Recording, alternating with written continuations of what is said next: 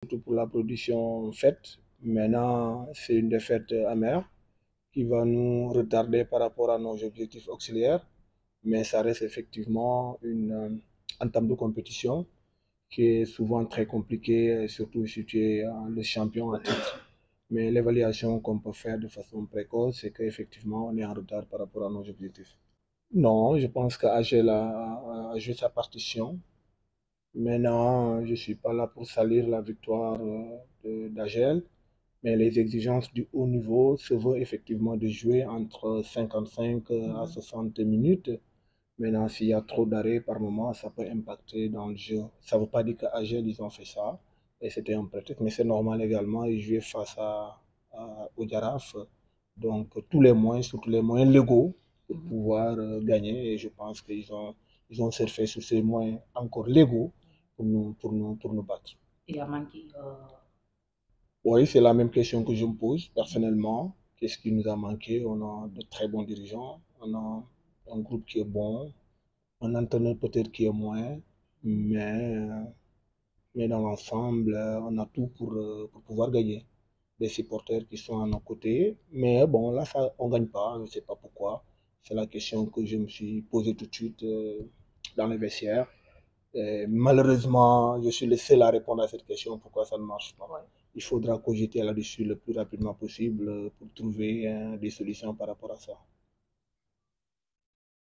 J'ai l'habitude de le dire personnellement, je n'ai jamais eu de pression dans ma vie parce que j'ai des exigences personnelles. Ce sont ces exigences qui me poussent à la pression, mais une pression positive.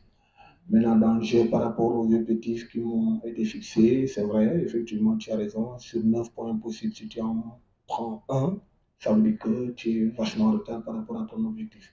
Mais il n'y a pas de péril en lendemain. C'est à nous de travailler pour effectivement, d'ici la cinquième ou la septième journée, pourquoi pas, effectivement, prendre le maximum de points. Bon, moi, je peux, par respect à vous, je vais répondre à cette question, mais souvent, je n'aime pas répondre à ces questions. C'est des questions souvent pièges qui vont vous mettre mal avec vos dirigeants, avec vos joueurs. Moi, c'est un objectif qui m'a été assigné. J'ai l'habitude de lire. Moi, j'ai des relations de confiance et de travail qui me lient avec les clubs. Le jour où un club ou bien un dirigeant n'est pas content de mon travail, il n'y a pas de souci. Moi, je n'ai pas de relation conflictuelle avec lui. Et je ne pense pas que ma position ou bien ma place est menacée sur le diable. Je ne sais pas. Maintenant, l'un dans l'autre, moi, je suis focus dans l'objectif qui m'a été assigné. Il reste 27 journées. On va travailler pour mériter la confiance de nos dirigeants. Mais, encore une fois, comme l'a dit votre collègue, on est en retard par rapport à nos objectifs auxiliaires. Oui, c'est normal, les supporters ils font partie de l'environnement du football. Donc c'est normal qu'ils soient pressés parce que nous n'avons pas les mêmes indicateurs de travail.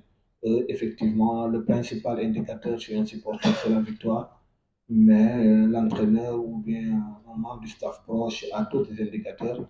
Je vais vraiment les considérer cela et puis leur dire effectivement, ils ont raison de se patienter. Parce qu'effectivement, Giraffe, en 9 points possibles, si tu prends un point, ça veut dire qu'il y a des soucis. Une dernière question.